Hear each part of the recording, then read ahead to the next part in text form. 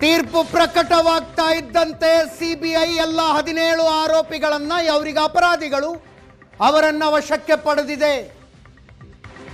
ಎಲ್ಲ 17 ಜನ ಪರಪ್ಪನ ಅಗ್ರಹಾರದ ಸೆಂಟ್ರಲ್ ಜೈಲಿಗೆ ಕರ್ಕೊಂಡು ಹೋಗಿ ಬಿಟ್ಟು ಬರ್ತಾರೆ ಈಗ ಇವರನ್ನ.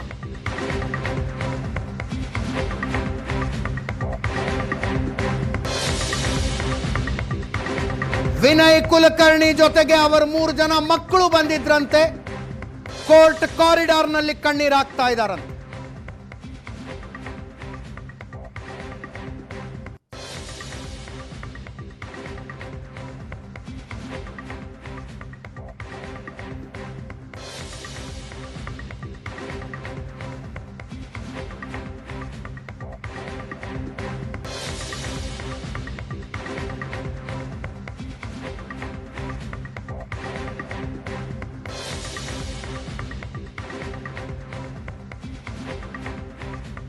ಐತಿಹಾಸಿಕ ತೀರ್ಪು. ಕಾಂಗ್ರೆಸ್ ಶಾಸಕ ಮಾಜಿ ಸಚಿವ ವಿನಯ್ ಕುಲಕರ್ಣಿ ಯೋಗೀಶ್ ಗೌಡ ಕೊಲೆಗೆ ಸುಪಾರಿ ಕೊಟ್ಟದ್ದು ಸಾಬೀತಾಗಿದೆ.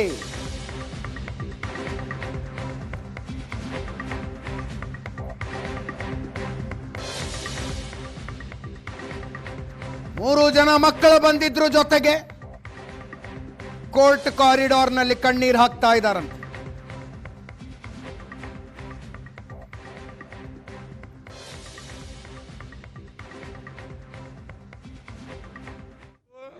ಕಾನೂನಿನ ಮೇಲೆ ನಂಬಿಕೆ ಇಟ್ಟು ಯಾರು ಹೋರಾಟ ಮಾಡ್ತಾರೋ, ಕಾನೂನಿನ ಮೇಲೆ ನಂಬಿಕೆ ಇಟ್ಟು, ದೇಶದ ಸಂವಿಧಾನದ ಮೇಲೆ ನಂಬಿಕೆ ಇಟ್ಟು ಯಾರು ಇವತ್ತು ಬದುಕ್ತಾ ಇದ್ದಾರೋ ಅವರೆಲ್ಲರ ಗೆಲುವು ಅಂತ ನಾನು ಹೇಳ್ತೀನಿ ಸರ್. ನಿರಂತರವಾಗಿ 10 ವರ್ಷಗಳ ಕಾಲ ಹೋರಾಟವನ್ನು ಮಾಡುವಂತಹ ಕೆಲಸವನ್ನು ಮಾಡಿದ್ರಿ. ಈಗ ಈ ರೀತಿಯಾದಂತಹ ಒಂದು ತೀರ್ಪು ಬಂದಿರುವಂಥದ್ದು ಕಾನೂನು ಮೇಲೂ ಕೂಡ ಜನರಿಗೆ ಗೌರವ ಹೆಚ್ಚಾಗುವಂತಹ ಕೆಲಸ ಆಗಿದೆ. ಏನು ಹೇಳ್ತೀರಾ ಸರ್? ಅದೇ ನಾನು ಹೇಳ್ತಾ ಇಲ್ವಾ, ಈ ಪ್ರಕರಣ ಬರೀ ಬಸವರಾಜ್ ಕೊರವರ ಅಥವಾ ಯೋಗೇಶ್ ಗೌಡರ ಕುಟುಂಬಸ್ಥರಿಗೆ ಅನ್ವಯಿಸುವಂಥ ಪ್ರಕರಣ ಅಲ್ಲ. ಈ ಪ್ರಕರಣ ಕಾನೂನಿನ ಮೇಲೆ ಯಾರು ನಂಬಿಕೆ ಇಟ್ಟಿದ್ದಾರೋ, ಎಲ್ಲೆಲ್ಲಿ ತಪ್ಪುಗಳಾಗ್ತಾವೋ ಆ ತಪ್ಪುಗಳ ವಿರುದ್ಧ ಯಾರು ಧ್ವನಿ ಎತ್ತುತ್ತಾರೋ ಅವರಿಗೆ ಶಕ್ತಿ ತುಂಬುವಂಥ ಒಂದು ಪ್ರಕರಣ ಇದು. ಈ ಪ್ರಕರಣ ದೇಶದ ಕಾನೂನಿನ ಇತಿಹಾಸದಲ್ಲಿ ಒಂದು ಮೈಲಿಗಲ್ಲು ಅಂತ ಹೇಳ್ಬೋದು. 313 ಸ್ಟೇಟ್ಮೆಂಟಿಗೆ ಹೋದ ಮೇಲೆ ಒಂದು ಪ್ರಕರಣ CBIಗೆ ಹೋಗಿ CBIದಿಂದ ಇವತ್ತು ಬಂದು ತೀರ್ಪು ಬಂದು 19 ಜನ ಅಪರಾಧಿಗಳು ಅಂತ ಘೋಷಣೆ ಆಗಿದ್ದಲ್ಲ ಸರ್, ಅದು ಬಹಳ ದೊಡ್ಡ ಗೆಲುವು. ಸೊ ಇದೆಲ್ಲರೂ ಯಾರ್ಯಾರು ಕಾನೂನು ಮೇಲೆ ನಂಬಿಕೆ ಇಟ್ಟಿದ್ದಾರೆ ಅವರೆಲ್ಲರ ಗೆಲುವು ಅಂತ ನಾನು ಹೇಳ್ತೀನಿ. ಯೋಗೇಶ್ ಗೌಡರು ನಿಮಗೆ ತುಂಬಾ ಆತ್ಮೀಯರಾಗಿದ್ರು, ಈ ಸಂದರ್ಭದಲ್ಲಿ ಹೇಗೆ ನೆನೆಸ್ಕೋತೀರಾ ಅವರು? ಸರ್, ಅವನು ಬದುಕಿದ್ರೆ ರಾಜಕಾರಣದಲ್ಲಿ ಬಹಳ ಎತ್ತರ ಮಟ್ಟದಲ್ಲಿ ಹೋಗ್ಬೋದಿತ್ತೇನೋ. ಇವತ್ತು ಅವನಿಲ್ಲ, ವಿಧಿ ಆಟ. ಸೊ ಅವನು ಎಲ್ಲಿದ್ರು ಕೂಡ ಅವನ ಆತ್ಮಕ್ಕೆ ಶಾಂತಿ ಸಿಗಲಿ ಅಂತ ನಾನು ಹೇಳಕ್ ಬಯಸ್ತೀನಿ ಸರ್ ಅಷ್ಟು. ಈ ಪ್ರಕರಣದಲ್ಲಿ ತುಂಬಾ ಪ್ರಭಾವ ಬೀರುವಂತಹ ಕೆಲಸಗಳು ಆಗಿತ್ತು. CBI ತನಕ ಹೋಗಿದ್ದಂತಹ ಪ್ರಕರಣ, ಕೆಳಮಟ್ಟದಲ್ಲಿ ಆದಂತಹ ಕೆಲವೊಂದಿಷ್ಟು ವಿಚಾರಗಳ ಬಗ್ಗೆ ಏನು ಹೇಳ್ತೀರಾ ಸರ್? ನಾನು ಹೇಳಿಲ್ವಾ, ಇದು ಆರಂಭದಿಂದ ಹಿಡಿದು ಅಂತ್ಯ, ನಾನು ನಿಮ್ಮಲ್ಲೇ ಹೋಗ್ತಾ ಇದ್ದೇನೆ ಸರ್.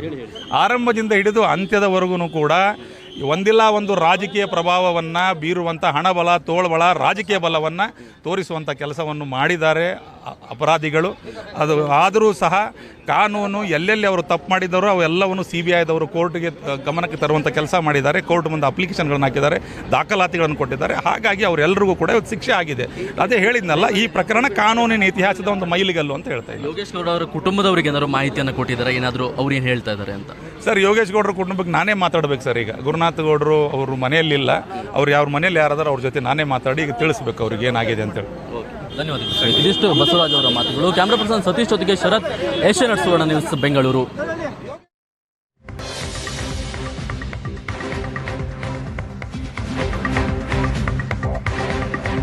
ವಿನಯ್ ಕುಲಕರ್ಣಿ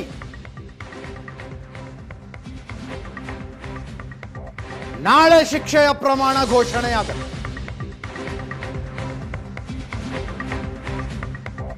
ಮೂರು ವರ್ಷಕ್ಕಿಂತ ಹೆಚ್ಚು ಶಿಕ್ಷೆಯಾದರೆ ಶಾಸಕ ಸ್ಥಾನವನ್ನು ಕಳೆದುಕೊಳ್ತಾರೆ.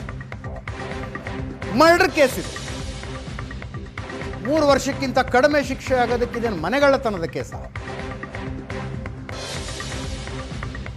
ಶಾಸಕ ಸ್ಥಾನದಿಂದ ಅನರ್ಹಗೊಳ್ಳುತ್ತಾರೆ. ಆ ನಂತರದ ಪ್ರಾಸೆಸ್ಗಳು ಬೇರೆ.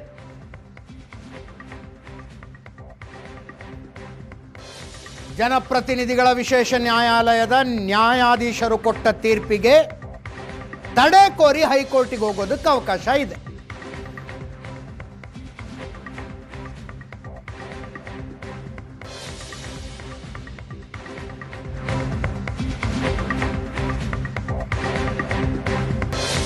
21 ಜನ ಆರೋಪಿಗಳಿದ್ದರು. ಅವರ ಪೈಕಿ 2 ಮಾಫಿ ಸಾಕ್ಷಿ ಅಪ್ರೂವರ್ಗಳು.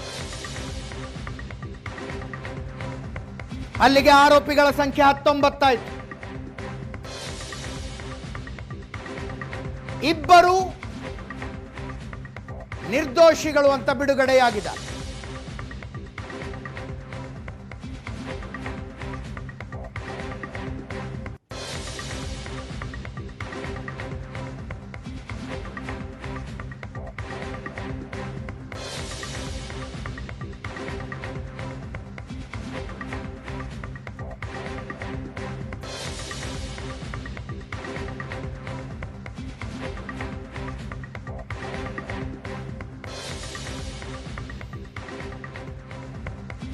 ಎರಡು 2016ರಲ್ಲಿ ನಡೆದ ಕೊಲೆಗೆ 2026ರಲ್ಲಿ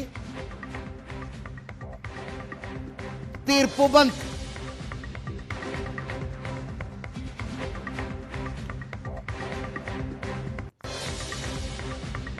ಸಿಬಿಐ ಅಧಿಕಾರಿಗಳು ಎಲ್ಲ 17 ಆರೋಪಿಗಳನ್ನು ವಶಕ್ಕೆ ಪಡೆದರು. ಈಗ ಪರಪ್ಪನ ಅಗ್ರಹಾರಕ್ಕೆ ಕರ್ಕೊಂಡು ಹೋಗ್ತಾರೆ. ಪರಪ್ಪನ ಅಗ್ರಹಾರದ ಸೆಂಟ್ರಲ್ ಜೈಲಿಗೆ.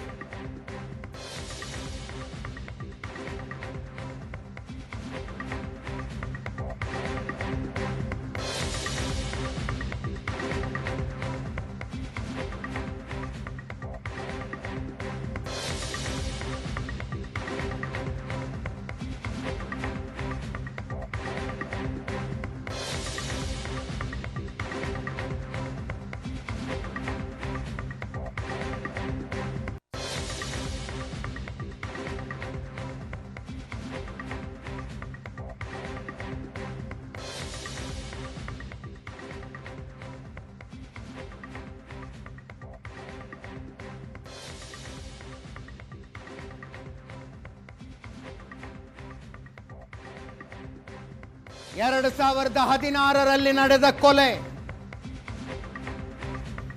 ಎಲ್ಲವನ್ನೂ ಮುಚ್ಚಿ ಹಾಕುವಲ್ಲಿ ಯಶಸ್ವಿಯಾಗಿತ್ತು ಈ ಗ್ಯಾಂಗು. ಯೋಗೇಶ್ ಗೌಡರ ಅಣ್ಣ ಗುರುನಾಥ್ ಗೌಡ ಮತ್ತು ಬಸವರಾಜ್ ಕೊರವಾರ್ ಹಠ ಬಿಡಲಿಲ್ಲ.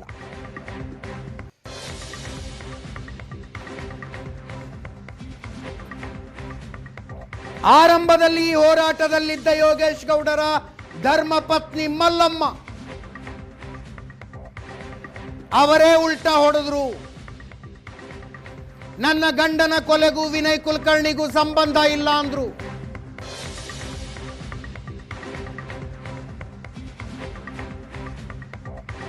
ಹೋರಾಟ ಮುಂದುವರಿ. ಗುರುನಾಥ ಗೌಡರನ್ನ ಹೆದರಿಸುವುದಕ್ಕೆ,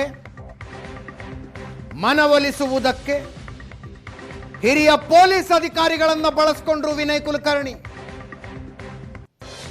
ತುಳಸಪ್ಪ ಸುಲ್ಫಿ ಅನ್ನುವ ಡಿವೈಎಸ್ಪಿ ಹೋಗ್ತಾರೆ ಗುರುನಾಥ ಗೌಡರ ಮನೆಗೆ. ನಿಮ್ಮ ತಮ್ಮ ಸತ್ತೋಗಿದ್ದಾನೆ, ಈ ಹೋರಾಟ ಇಲ್ಲಿಗೆ ಬಿಟ್ಟುಬಿಡು ಅಂತ.